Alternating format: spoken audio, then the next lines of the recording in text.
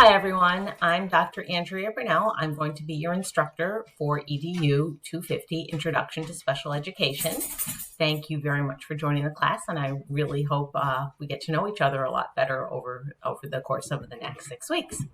So this week, we're going to be looking at some history and philosophical trends in special education, as well as the Individual Disabilities Education Act, commonly referred to as IDEA, and Section 504 of the Rehab Act, which is a civil rights law.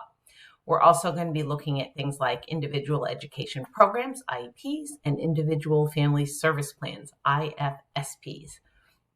So there's one thing you've probably noticed already is there's a lot of acronyms in special ed.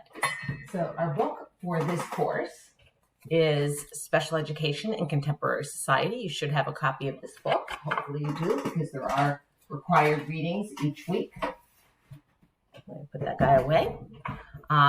This week you're going to be reading the first 3 chapters.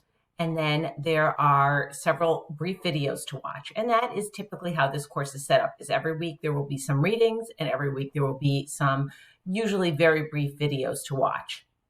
And there's also one discussion and an assignment. And I believe in 1 week there are 2 assignments.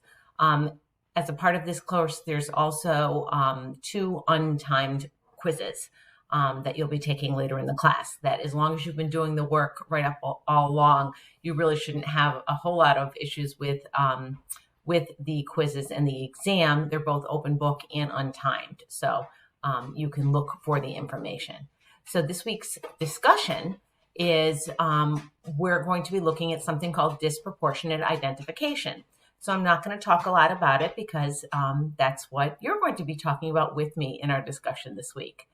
And our assignment this week is going to be looking at the similarities and differences between the Individuals with Disabilities Act, IDEA, and Section 504 of the Rehab Act, looking at the differences between IEPs and IFSPs and 504 plans. Some of you may already have experience with special education and will be able to sort of add your experiences in the discussion, which I think is awesome. Important thing for you to know is that there is an observation required for this class, but because of COVID, we've found an alternative way to do that. So later in the course, you're going to be asked to find and watch some videos and use those for your observation. So I just wanted to let you know that in advance so you don't worry about if you see any requirements for observation, that you don't worry about it, because I know it's difficult to go and observe right now, especially with people not letting additional staff into programs. Hopefully we're coming to the end of that, and in future classes where you have observations or clinical work, you'll be able to do that. Anyhow, there is a written introduction with a little bit of information for me posted in the announcements. Also, please know that you can always email me. If you can't make office hours, I'm extremely flexible with that. Just send me an email, give me a few times that work well for you, and I'd be happy to meet with you.